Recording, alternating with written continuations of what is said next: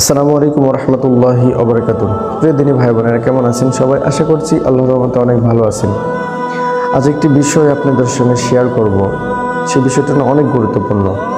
বিষয়টি হলো, যদি সুখী হতে চাও। চলেন এ সম্পর্কে কিছু কথা শুনে নেওয়া যাক। তার আগে একটা কথা বলে নিই, যারা ভিডিওটি দেখতেছেন এবং চ্যানেলে নতুন, তারা অবশ্যই চ্যানেলটিকে সাবস্ক্রাইব করে পাশে থাকা বেল আইকনটিকে অন করে দিবেন। পারিবারিক জীবনের সুখ শান্তি তখনই পূর্ণতা পায় যখন কোনো পরিবারের সংশ্লিষ্ট সকলেই পরস্পরের কাজে যত সম্ভব সহযোগিতা করে, একে অপরকে কৃতকর্মের জন্য স্বীকৃতি, সম্মান ও মর্যাদা দেয়, পরস্পরের প্রশংসা করে। পরস্পরকে মূল্যায়ন করার পাশাপাশি সহযোগিতা করতে পারাটা একটি বড় গুণ, যা অনেকেরই থাকে না। আমাদের দেশে এই একটি মাত্র বিষয়ে বোঝাপড়া না হওয়ার কারণে অধিকাংশ পরিবার অশান্তি লেগে থাকে। প্রায়ই দেখা যায় পরিবারে পরস্পরের মনোমালিন্যের প্রধান কারণ হলো একে অপরকে কৃতকর্মের স্বীকৃতি না দেওয়া, সম্মান ও মর্যাদা না দেওয়া, পরস্পরের প্রশংসা না করা, পরস্পরকে মূল্যায়ন না করা। অথচ এসব আমরা চাইলেই করতে পারি। এটি সুখের সংসারে বসবাস করতে আমরা সকলে চাই, কিন্তু কিভাবে সে সুখ সংসারে স্থায়ীভাবে বিরাজমান হবে, সেই পথটি আমরা খুব কম সংখ্যক মানুষই তালাশ করি। যুগ যুগ ধরে এই উপমহাদেশে আমরা দেখে আসছি সংসারে স্ত্রী শাশুড়ির ঝগড়া, ননদ ভাবির ঝগড়া, ভাই ভাইয়ের ঝগড়া। অবস্থা তো এখন এই পর্যায়ে যেন এই অশান্তি ও ঝগড়ার জন্য সংসারের সৃষ্টি। এর চেয়ে দুঃখের বিষয় আর কি হতে পারে? এই অশান্তির কারণ কিন্তু ওই একটাই, পরস্পরকে অশ্রদ্ধা, অসহযোগিতা ও একে অপরের কাজে স্বীকৃতি না দেওয়া, প্রশংসা না করে উল্টো একে অন্যকে ছোট করতে থাকা এবং দোষ বের করতে ব্যস্ত থাকা।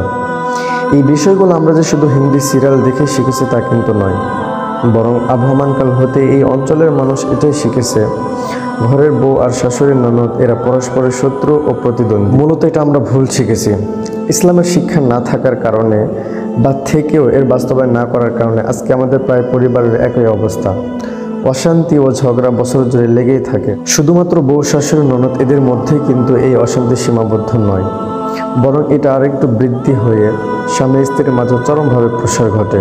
কারণও একই। অথচ আমরা যদি প্রকৃতপক্ষে প্র্যাকটিক্যাল মুসলিম হয়ে থাকি, তবে কখনোই আমাদের পারিবারিক সম্পর্ক এরকম তিক্ত হতে পারে না।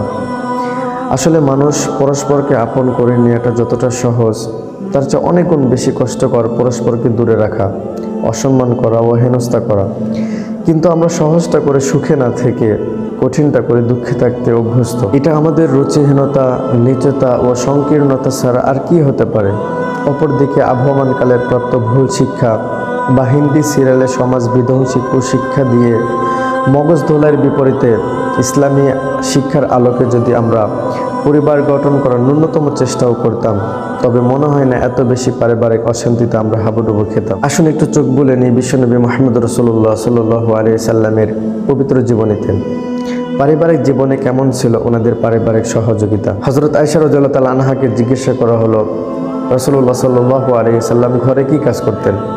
উত্তরে হযরত আয়েশা রাদিয়াল্লাহু তাআলা আনহা বলেন, রাসূলুল্লাহ সাল্লাল্লাহু আলাইহি সাল্লাম ঘরের সদস্যদের সেবায় নানা কাজে অংশ নিতেন, নামাজের সময় হলে বেরিয়ে যেতেন। আল্লামা ইবনে হাজার আসকালানি বলেন, উম্মুল মুমিনিন হযরত আয়েশা রাদিয়াল্লাহু তাআলা আনহা বলেছেন, রাসূলুল্লাহ সাল্লাল্লাহু আলাইহি সাল্লাম নিজ হাতে তার কাপড় সেলাই করতেন, নিজের জুতো মেরামত করতেন এবং সাংসারিক যাবতীয় কাজে অংশগ্রহণ করতেন। সংসারে স্ত্রীদের যাবতীয় কাজে কর্মব্যস্ত কান্ত শান্ত স্বামীর সামান্য 10 থেকে 15 মিনিটের অংশগ্রহণেই সংসার অন্যরকম সুখ বিরাজ করে।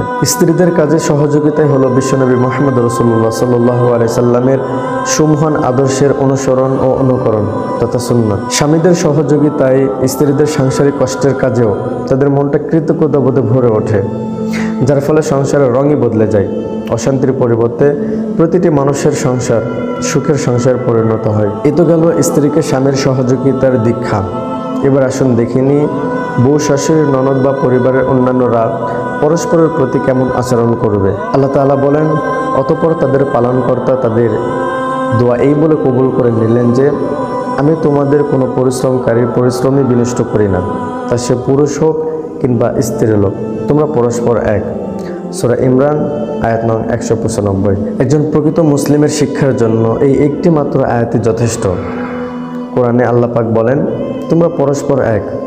তবে আমরা কেন পরস্পর এত বিচ্ছিন্ন হয়ে অসুখী হতে যাব? সংসারে কোনো একজন কাজ না হয় একটু বেশিই করলাম, বাকিরা না হয় উৎসাহ বা নাই দিল, প্রশংসার পরিবর্তে না হয় বদনামি বা করলো, তাতেও তো আমার লাভ ছাড়া বিন্দুমাত্র কোনো ক্ষতি নাই। কারণ মুসলিম হিসাবে উপরোক্ত আয়াতের অর্থ অনুযায়ী এসব পরিশ্রমের উপযুক্ত পারিশ্রমিক আমি তো পাওনাই থাকলাম আল্লাহর কাছে। এভাবে আমরা পরিবারের পরস্পরের প্রতি ক্ষোভ, অভিমান ও রাগ না রেখে শুধুমাত্র আল্লাহর হস্তেই পরিবারের সেবা করে যাব। কবির ভাষায়, ওরা কাদা সুরে বাধা দিবে ওদের অস্ত্র নিন্দাবাদ, আমি ফুল সুরে মারিব ওদের, বলিব সাম্য শান্তি এক আল্লাহ জিন্দাবাদ। ভিডিওটি যদি ভালো লেগে থাকে তাহলে অবশ্যই একটি লাইক দিবেন এবং সাবস্ক্রাইব করবেন।